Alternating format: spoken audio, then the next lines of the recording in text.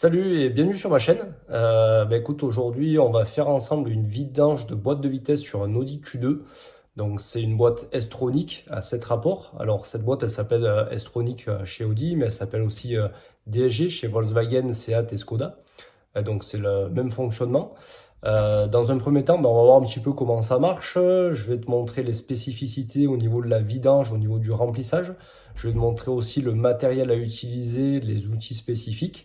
Et ensuite, on fera l'intervention ensemble. Donc si la partie théorie ne t'intéresse pas forcément, je te conseille de directement passer en fait à l'intervention. Si tu es comme moi, tu aimes bien savoir comment ça marche, pourquoi on fait tout ça, visionne la vidéo en entier. Allez, on y va. Alors sur ce schéma, on voit une boîte DSG donc à 6 rapports. Donc ça reste une boîte mécanique puisque tu as des pignons, tu as des synchros. Donc ça va être une boîte mécanique robotisée puisque le passage des vitesses il se fait tout seul par un appareil de commande qui va s'appeler le mécatronique. La particularité de cette boîte, elle a deux arbres primaires nommés arbre 1 et arbre 2. Et chaque arbre primaire est relié à un embrayage indépendant, donc embrayage 1 et un embrayage 2, d'où l'appellation de boîte double embrayage. La rapidité de la boîte, en fait, elle est dans le fait que lorsque tu as un rapport qui est engagé, l'embrayage 1, par exemple, va être donc embrayé, collé, la transmission va se faire et le passage de vitesse va être juste le fait de débrayer l'embrayage 1 et de rembrayer l'embrayage 2. Donc c'est pour ça que c'est très rapide. Par contre, du coup, pourquoi on la vidange cette boîte? Parce que l'embrayage en fait est à bain d'huile, donc c'est-à-dire que l'huile est dedans. C'est la même huile qui est dans la boîte de vitesse dans le mécatronique, et du coup la friction en fait de tes disques d'embrayage va contaminer l'huile, et l'huile en fait à terme va se remplir de particules et peut endommager ou boucher en fait le mécatronique. D'où important de respecter la vidange.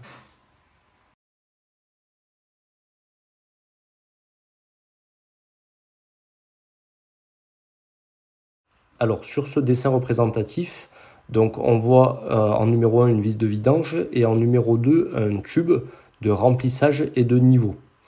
Lorsqu'on va vidanger, en fait on va enlever le bouchon 1, pas grand chose va se passer et c'est seulement lorsqu'on va enlever le tube que l'huile va couler. Pour le remplissage, on va remettre d'abord le tube et on va injecter de l'huile sous pression en fait par le 1 avec un outil spécifique. La longueur du tube est importante puisque c'est elle qui te détermine en fait le niveau de ton huile de boîte. Donc on verra un petit peu qu'il y a deux types de tubes et une procédure bien spécifique dans notre cas.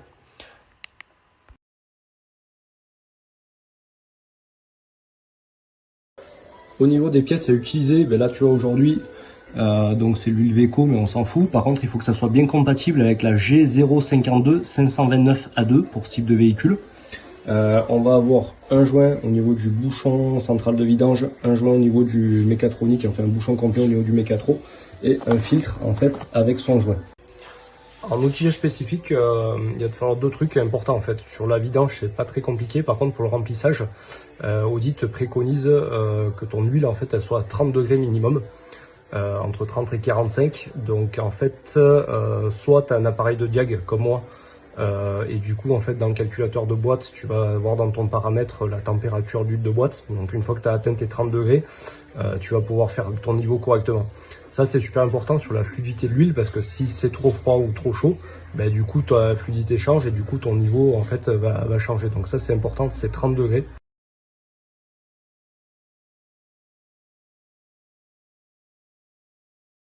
On se retrouve sur le véhicule.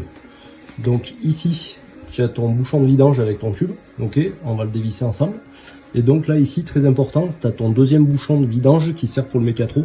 Donc impératif de dévisser les deux. Si tu dévisses que lui, en fait, tu vas avoir que la moitié de l'huile en gros qui va couler. Donc il faut vraiment que tu aies les deux. De toute façon, il faut que tu aies 6 litres à quelque chose près, si tu n'as pas de fuite et tout. Donc 6 litres d'huile, donc si tu en as la moitié, c'est qu'il y a un problème. Donc il faut démonter les deux. Et le filtre là-dessus, hop, je passe dessous. Là, sur ce montage là, c'est cool, il est accessible en fait par derrière. Tu as certains montages où tu es obligé de démonter ta batterie, ton bac de batterie parce qu'il est dessus. Donc voilà, là ça dépend un peu du montage. Écoute, on va faire la dépose ensemble de la vidange. Alors, tu vois j'ai un pont, mais je peux pas trop le lever donc je suis couché aussi pareil. Donc en termes d'outillage, il te faut une clé BTR comme ça de 14, ok, en embout. et une clé pareil de 6, ok, en BTR aussi également. Donc pour les deux bouchons, donc 14 pour la grosse et 6 pour la petite. Donc là je vais dévisser. Hop. Encore une fois, ça va couler un petit peu mais pas beaucoup. Hop là.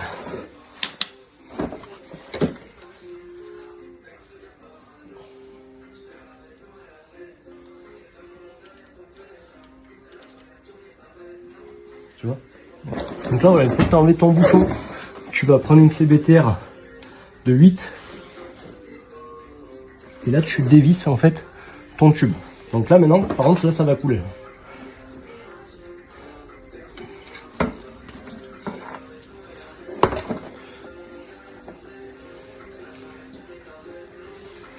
Hop. Alors, le temps que ça coule, je nettoie juste ma clé. Nickel. Donc là c'est pas serré là. Au remontage on verra, c'est vraiment du contact. Donc tu vois ce tube, en fait ce tube c'est lui qui va te faire ton niveau. La hauteur du tube en fait va dépendre de ton niveau. Donc tu as deux types de tubes, soit c'est beige comme ça, il va falloir faire un truc spécifique au contrôle du niveau, soit il est rouge et dans ce cas là c'est bon. Mais ça on va y revenir tout à l'heure. Ok, donc là mon tube beige, je le mets de côté, on va le reprendre tout à l'heure. Ben là, maintenant que ça coule, je vais dévisser aussi mon mécatronique. Et pour faire la vidange complète. Ensuite, on va s'attaquer au filtre. Hop. Là, hop, ça passe.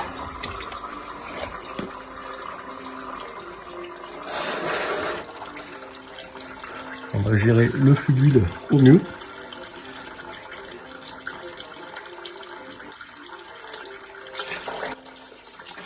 Hop. Donc je te reprends. Alors, la préco constructeur, ils te disent, tu fais couler, tu attends 4 minutes le temps que la boîte se vide. Ok, ils te disent en fait, voilà, tu attends 4 minutes parce que tu as des réservoirs internes en fait à la boîte et il faut le temps que ça se descende. Donc là, chose faite, je vais reboucher. Donc là, c'est la vis neuve. Donc le serrage, c'est 10 Nm et un serrage angulaire à 45 degrés. Donc comme tu as un serrage en angulaire, c'est pour ça qu'il te file la vis à remplacer impérativement. Ok, donc là c'est parti.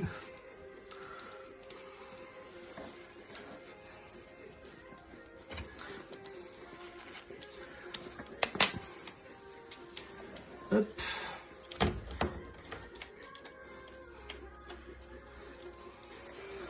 Donc là, petite clé dynamo réglée sur 10 Nm. Je sais pas si tu as bien vu, mais c'est pas grave. Donc là 10 c'est que dalle. Tac. Et maintenant je vais faire mon angulaire au cliquet. Hop. C'est dit.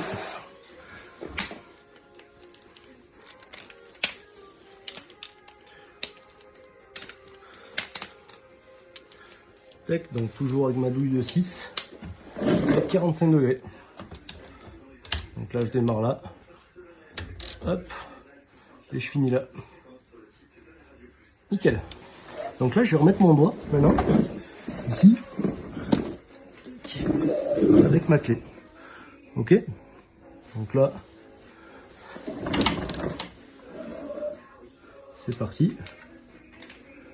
L'étanchéité elle va se faire en fait sur la vis finale. Hein. Donc même si tu as une goutte qui passe, c'est pas grave quoi. Ok. Tac, là je serre rien, hein. C'est 3 Nm sur la dock, donc juste tu approches. Dans tous les cas, il faut que ça soit juste serré. Au pire des cas, si ça se desserre un peu avec les vibrations, encore une fois, l'étanchéité, elle y sera pas. Elle sera pas ici. Donc là, on est bon. Bah écoute, maintenant on va s'attaquer au filtre. Je te mets en pause et je te reprends après. Bon là, c'est galère à filmer en même temps. Mais donc ton filtre, il est là. Il est accessible en fait avec une douille de 24 à la clé. Et un cardan, tu vois, pour passer, pour pas se faire embêter par la tôle de protection thermique. Hop, donc là il te faut une clé vraiment longue pour aller choper là-bas. Nickel. Ok, donc là, encore une fois, voilà, tu as cliqué avec 2 rallonges cardan, là tu viens nickel. Lui il est serré à 20 Nm, donc c'est que dalle. On va le serrer correctement. Donc là ton filtre, on voit pas. je prends un chiffon pour pas en foutre partout. Mais, tac. Bon, on voit pas grand chose, mais des fois, tu en as qui sont pleins de limailles. Donc ça, c'est important de le changer forcément, ben, comme un filtre à huile en fait, quand tu fais une vidange.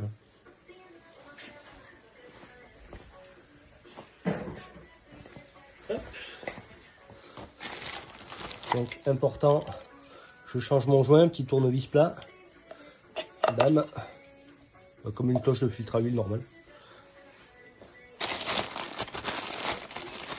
Hop, petit joint, donc lui il est rond, donc t'as pas besoin de t'emmerder à ce qu'il soit correctement mis. Donc là tu le mets bien dans la gorge et c'est tout. Là, je vérifie qu'il soit bien dans la gorge, c'est bon, je suis nickel. Et bien là maintenant je vais mettre mon filtre. Hop, je vais mettre mon filtre dans la boîte, ok. Et après je viendrai revisser ma cloche, serrée à 20 Nm, important. Voilà. Tu vois, j'ai clipsé le filtre, clac, il se met dedans. Maintenant, je fous la cloche. Ça, tu me le fais prendre à la main. Je ne l'ai jamais occupé.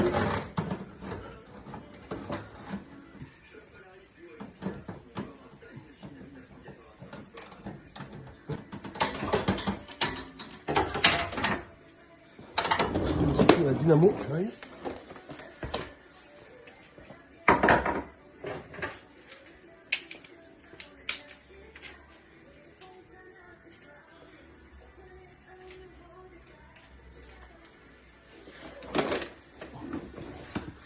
Tac, le dynamo donc serré à 20 Nm. Et là tu fais du bon boulot.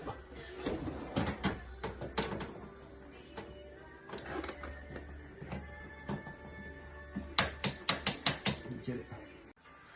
Alors, donc là on va s'atteler au remplissage, au contrôle du niveau. Donc là j'ai mis mes 6 litres d'huile dans mon outil. Ok, donc là je vais les mettre sous pression. Tu vois, j'ai une vanne pour le retour, on verra un petit peu à quoi ça sert. Donc là je t'ai parlé tout à l'heure, il y a deux montages, un doigt beige et un rouge. Donc si tu es un rouge, tu n'as rien à faire. Okay, si tu es un beige comme là, en fait, le constructeur il te dit il faut que tu te desserres de 2 tours.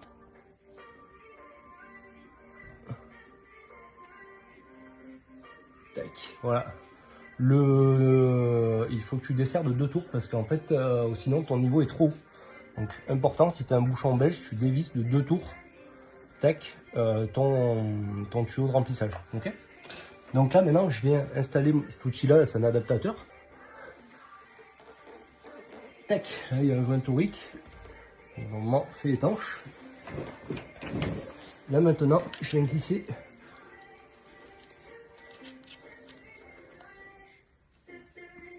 tac, donc là c'est nickel.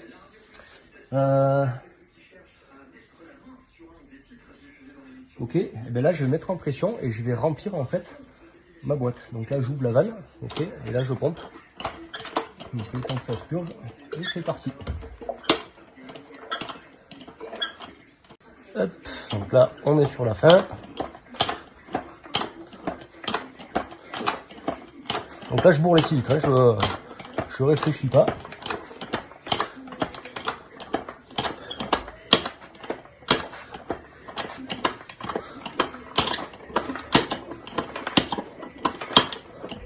Ce qui est bien cet outil, c'est qu'il se purge tout seul en fait.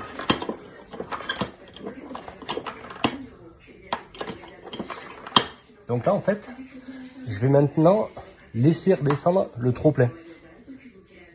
Tu vois, je laisse couler. Et maintenant, je vais, donc important en fait, je vais mettre le véhicule en route, je vais brancher le diag, je monte à 30 degrés et je contrôle mon niveau quand je suis bon à 30 degrés. Alors, donc là je vais mettre en route la voiture, j'ai mon diag, ce qui est important c'est que tu mets en route, tu restes 3 secondes sur le parking, tu pied sur le frein, tu te mets en marche arrière 3 secondes, tu te mets en neutre 3 secondes, tu te mets en drive 3 secondes et tu reviens sur le parking 3 secondes, ok? C'est parti. Donc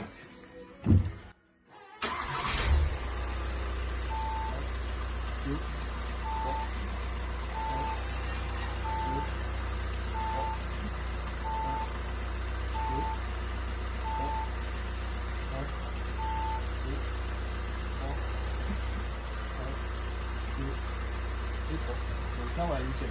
En fait, ça permet, si tu veux, ça va te faire la purge dans le mécatron. Donc là, j'envoie avec mon appareil de diag, je vais aller chercher dans la commande de boîte la température.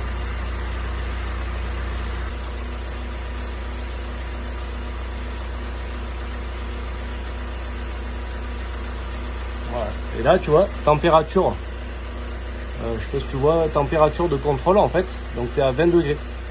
Ok, donc là je vais accélérer un peu et quand je monte à 30, bam, je coupe et je contrôle mon niveau. Donc là ça chauffe, tu vois, juste en jetant un petit coup d'œil en dessous, ce qui se passe.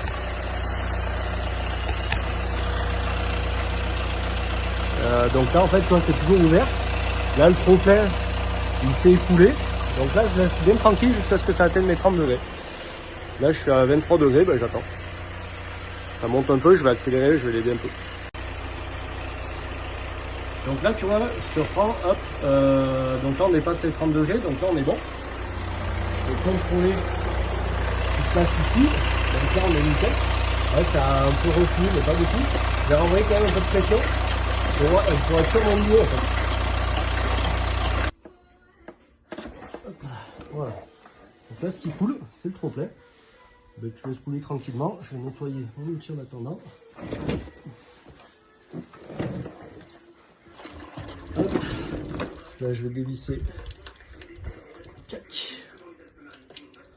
les petits supports.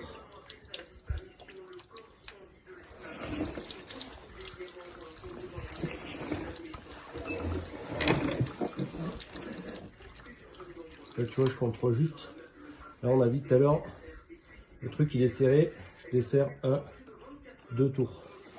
Au moins je suis sur mon coup, je sais que je suis nickel.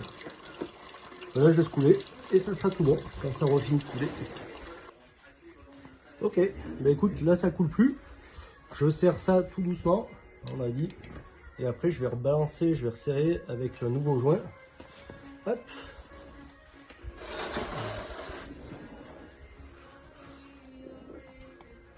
On peut bien la porter. Là on est nickel.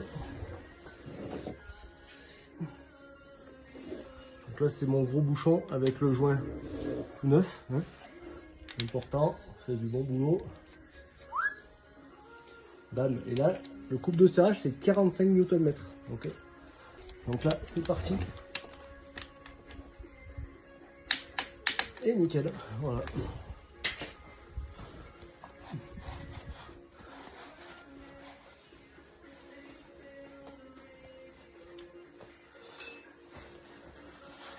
Ok, et ben plus qu'à mettre la plaque sous moteur, je fais un petit tour d'essai et puis c'est tout bon. Voilà, donc si cette vidéo t'a plu, ben écoute, n'hésite pas à la partager, n'hésite pas à t'abonner du coup à la chaîne et puis je te retrouve très vite. Merci, ciao ciao.